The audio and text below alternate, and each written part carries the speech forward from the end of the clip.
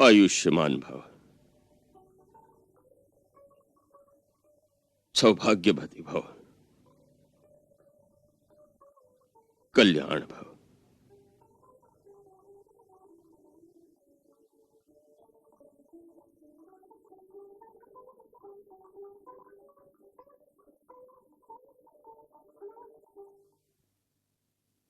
आ गए राम, तुम्हारा स्वागत है। महर्षि अत्रि ने तुमसे सत्य कहा था, हम तुम्हारी प्रतीक्षा कर रहे थे। इस धरती पर हमारा समय समाप्त हो गया है, इसलिए देवराज इंद्र हमें सदैव अपने लोक में ले जाने के लिए आए थे। मैंने आपका वार्तालाप सुना है मुनीश्वर। देवताओं के राजा इंद्र के निमंत्रण को ठुकराकर आपने यह सिद्ध कर दिया है कि जब मानव पूर्ण कर्मयोगी और स्वार्थ रहित हो जाए तो उसका स्थान देवताओं से भी ऊंचा हो जाता है। मानव यदि अपना धर्म और मानवीय कर्तव्य पूरा करे तो उसे देवताओं के पीछे भटकने की कोई आवश्यकता नहीं रहती। देवता स्वयं उसके आगे पीछे हाथ बांधे फिरते हैं। स्वार्थ से मुक्त कौन है राघवेंद्र? हमें भी स्वार्थ था। हम दिव्य दृष्टि से देख रहे थे, महर्षि अत्रि से मिलकर तुम हमारे पास आ रहे हो। तुम्हारे दर्शन की लालसा में हमने इंद्र के निमंत्रण को तुच्छ समझा। आज तुम्हारे दर्शन पाकर हमारे कई जन्मों के पुण्य सफल हो गए पुरुषोत्तम। भगवान, आप मेरे पिता समान पूज्य हैं और हर पिता अपने पुत्र के स्नेह में ऐसे ही भाव विभोर रहता है। हे राम, जिस प्रकार किसी सदग्रस्त के द्वार पर कोई साधु आ जाए तो उसे कुछ दान देना सदग्रस्त का धर्म होता है, उसी प्रकार जब किसी साधु के द्वार पर कोई सदग्रस्त आ जाए तो उसे आशीर्वाद, आत्मज्ञान की शिक्षा देना साधु का धर्म हो जाता है। किंतु तुम तो स्वयं ज्ञान के भंडार हो राम, हम तुम्हें क्या शिक्षा दे सकेंगे? अपने तपोबल से हमने कुछ दिव्य लोगों की सिद्धियां अर्जित की हैं। आज देह त्याग से पूर्ण अपने वो सारे लोक हम तुम्हें प्रदान कर देना चाहते हैं। इन्हें स्वीकार करो राम। महामुनि, मैं आपके इस अनुग्रह का सदैव ऋणी रहूंगा, परंतु मेरे लिए आपके दिए हुए इन दिव्य लोकों को ग्रहण करना उचित नहीं होगा। ऐसा क्यों कह रहे हो राम? क्योंकि मैं समझता हूं कि जो लोग किसी साधु महात्मा के पास उनके तपोबल से कमाई हुई शक्ति के सहारे अपने दुख मिटाने या महात्मा के पास सुख और संपत्ति मांगने जाते हैं, वो उस लज्जाहीन चोर की भांति होते हैं जो दूसरे की कमाई पर आंख रखता है। यदि स्वाभिमानी पुरुष है तो उसे अपने परिश्रम से कमाई करनी चाहिए। मुझे केवल यही आशीर्वाद दीजिए कि आपकी भांति मैं भी अपने ही कर्मों के बल पर वो शक्ति, वो ज्ञान, वो निस्वार्थ भाव प्राप्त करूं जो मानव को देवताओं से भी ऊंचा उठाता है। मुझे अपने ही कर्मों के बल पर वो सब कुछ प्राप्त करने दीजिए।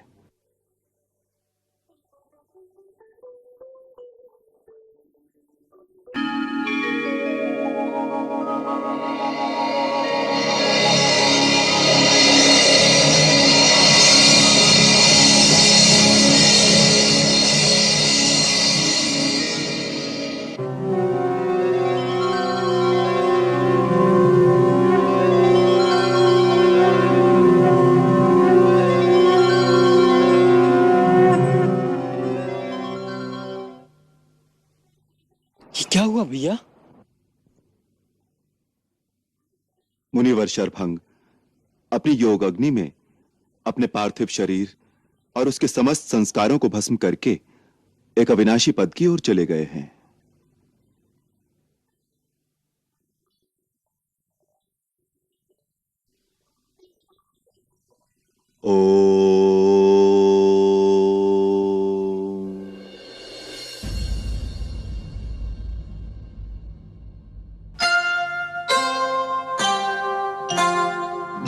राम लखन सिया भ्रमत अरण्य राम लखन सिया भ्रमत अरण्य करत फिरत मुनियन को धन्य करत फिरत मुनियन को धन्य राम लखन सिया भ्रमत अरण्य राम लखन सिया भ्रमत अरण्य देखत बाढ़त भक्ति अनन्य देखत बाढ़त भक्ति अनन्य राम लखन सिया भ्रमत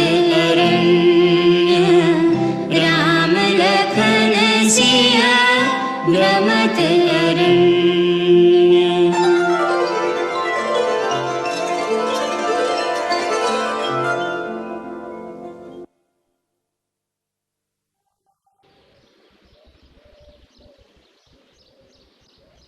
श्री राम, ये शमशान नहीं, कभी समत्र आश्रम था।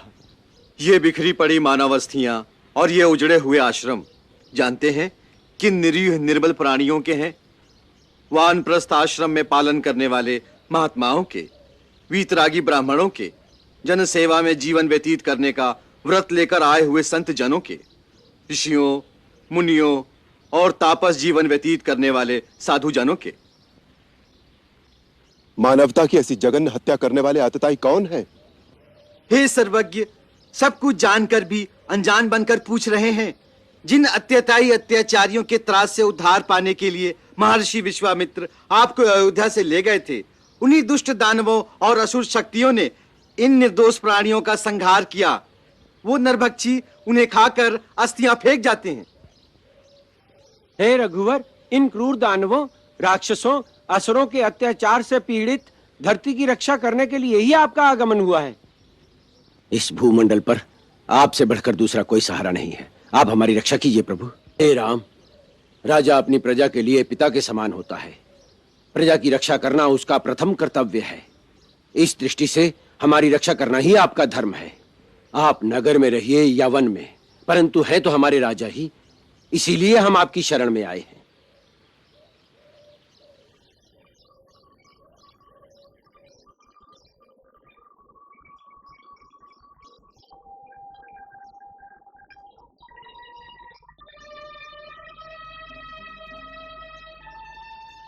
हे मुनिजनों, तपस्वी साधु महात्माओं, मेरा वनागमन आपकी सेवा का साधन बन जाए, ये मेरा परम सौभाग्य है। आज मैं, दशरथ पुत्र राम और मेरा अनुज लक्ष्मण, आप समस्त मुनिजनों तपस्वियों के समक्ष ये वचन देते हैं कि हम इन आतताई और आसुरी शक्तियों का नाश करेंगे और इस दंडकारण्य की धरती को राक्षसों से विहीन कर देंगे। मैं अपने धनुष की शपथ लेकर यह प्रण करता हूं। इस कारण आरे उस कारज श्री रघुवीर चले। ओम भूर्भुवः स्वः तत्सवितुर्वरेण्यं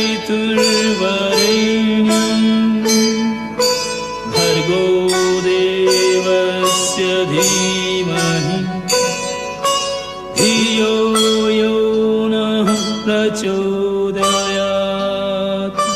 स्वाहा स्वाहा ॐ स्वाहा स्वाहा।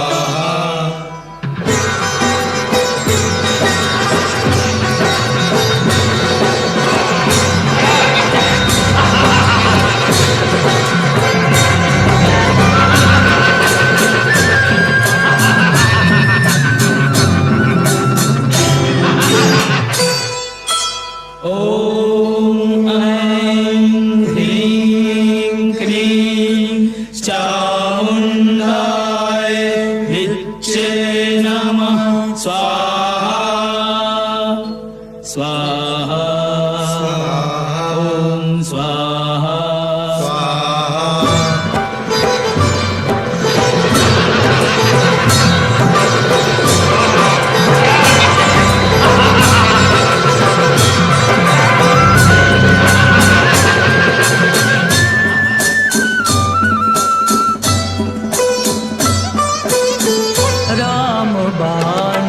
असुरन के भूखे, राम बाण का लक्ष्य न चूके।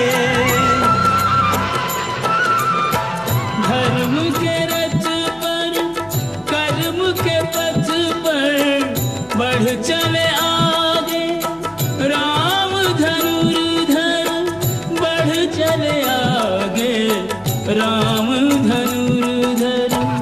अत्याचारी असुरों पर, अत्याचारी असुरों पर रघुवर के तीर चले। जिस कारण आए उस कारज श्री रघुवीर चले।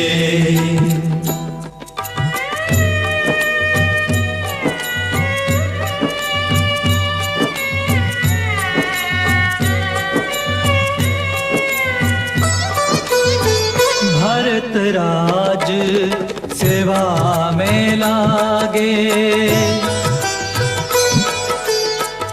और मिल दीप जला कर जागे। मात कौशल्या खड़ी झरोके, सुत आवन का पथ अवलोके।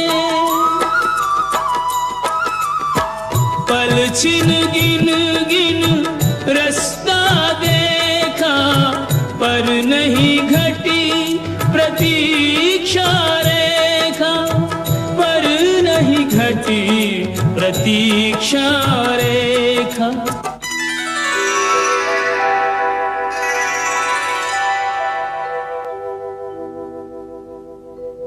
आवन का पथ देखत देखत बीत गए 10 साल। अखियां सूनी जीवन सूना, श्वेत भय सब बाल।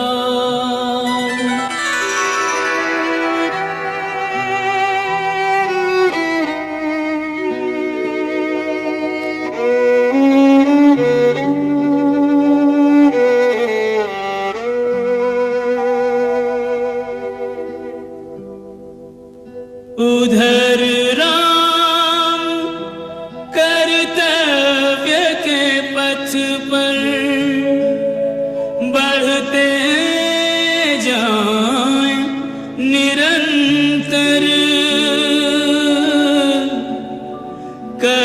कर्मवीर के लिए नहीं कुछ हर्ष विषाद में अंतर।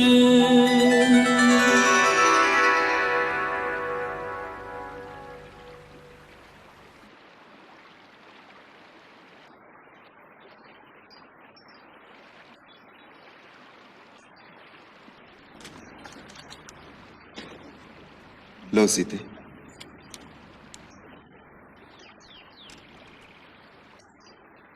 लो लक्ष्मण, बैठो।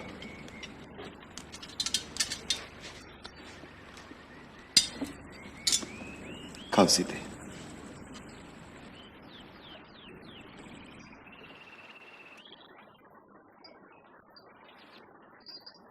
भैया। हाँ लक्ष्मण।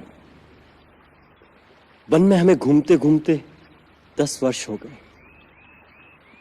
इन वर्षों में हम कई संत महात्माओं को मिले। इन सबके तो नाम भी याद नहीं रहेंगे। लक्ष्मण, केवल नामों की सूची याद रखने से क्या लाभ? नाम तो केवल एक बाहरी पहचान के लिए होता है। उनके आंतरिक गुणों को ही याद रखना चाहिए। ये सिद्ध पुरुष जो बाहरी जगत से दूर इन दुर्गम स्थानों पर बैठे साधना कर रहे हैं, ये जो नगरों और बस्तियों में अपनी शक्ति का प्रदर्शन नहीं करते, ये बड़े दुर्लभ लोग हैं। इनके तो दर्शन मात्र से ही लाभ होता है। केवल दर्शनों से क्या लाभ होता है? सीते, जैसे धूप में केवल बैठने मात्र से ही सूर्य की गर्मी हमारे शरीर में प्रवेश करती है, उसी प्रकार उनके निकट बैठने से उनके आत्मज्ञान, उनकी शक्तियों, उनकी भावनाओं का सूक्ष्म प्रकाश हमारे सूक्ष्म शरीर में प्रवेश करता है। वो बिना कुछ कहे ही बहुत कुछ दे देते हैं। तपोवन के जिस भाग में अब हम प्रवेश कर रहे हैं, वहां एक से एक महान ऋषि होंगे। यदि उनके सत्संग का पूर्ण लाभ उठाना हो तो अपने मन और बुद्धि की खिड़कियां और द्वार खोलकर उनके चरणों में बैठ जाना चाहिए। यदि उनके पास जाकर विनम्रता से एक भिक्षुक की भांति मन की झोली फैलाकर चुपचाप बैठ जाओगे तो अपनी साधना के द्वारा प्राप्त किए हुए ज्ञान के अनमोल रत्न वो तुम्हारी झोली में अनायास ही डालते रहेंगे। लक्ष्मण, जीवन में ऐसे अवसर बड़े भाग्य से मिलते हैं, अन्यथा इन महान विभूतियों के दर्शन बड़े दुर्लभ। स्वयं को पहचान कर, अपने भगवत स्वरूप को जानकर स्वयं ही अपने आप को फंसाता है और स्वयं ही मुक्ति का साधन पूछता फिरता है। यही तो मायापति की माया है।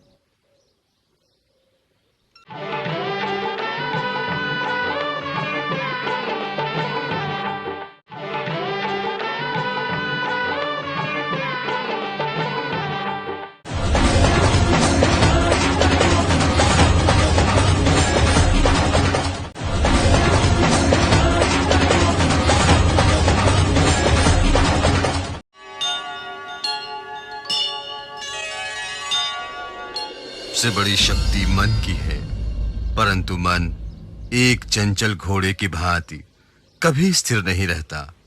योग के द्वारा चित्रवृत्तियों का विरोध करके जो मन को काबू कर लेता है, उसका मन सर्वव्यापी आत्मा के अधीन होने से वो संसार की समस्त शक्तियों पर अधिकार पा लेता है। राम, अपने कर्म की अच्छाई और बुराई को हर घड़ी हर क्षण परखते रहना चाहिए।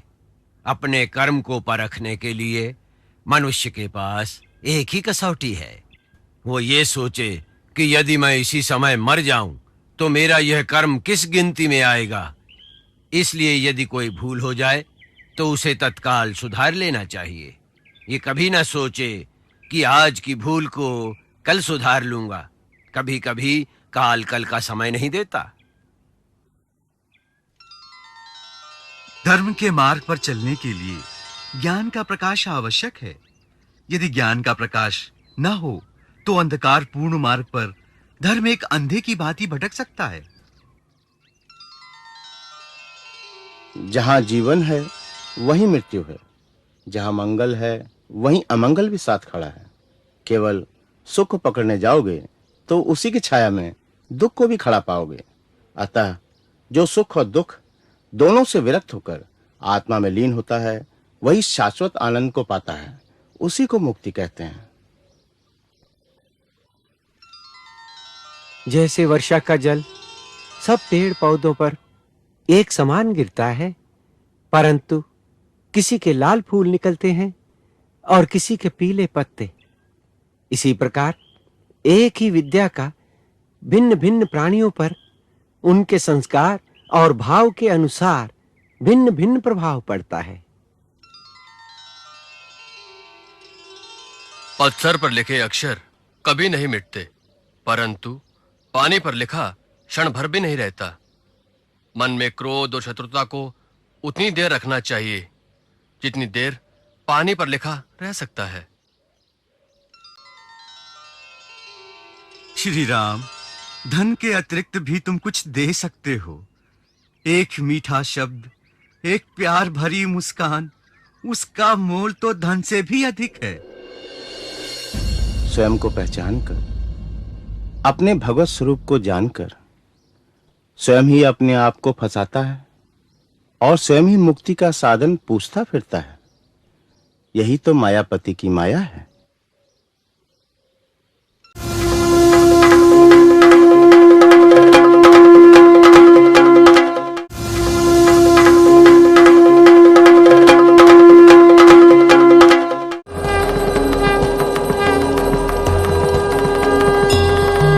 कोई भी इस लक्ष्मण रेखा को पार करके अंदर आने का साहस करेगा तो जल के भस्म हो जाएगा।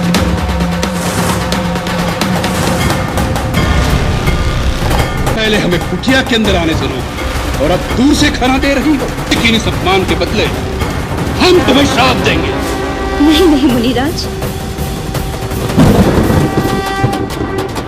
महात्मा के वेश में तुम एक दुरात्मा हो। कौन हो तुम? तुम्हारा दास लंकेश्वर रावण।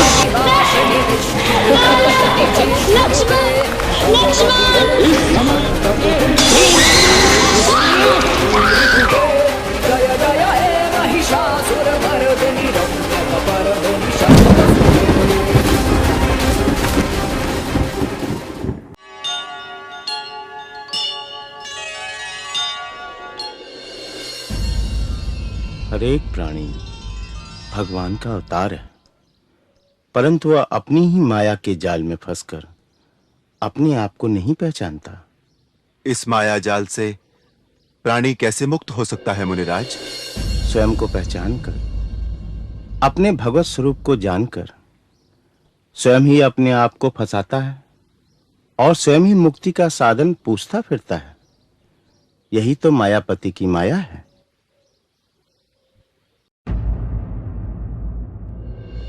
कोई भी इस लक्ष्मण रेखा को पार करके अंदर आने का साहस करेगा तो जल के भस्म हो जाएगा।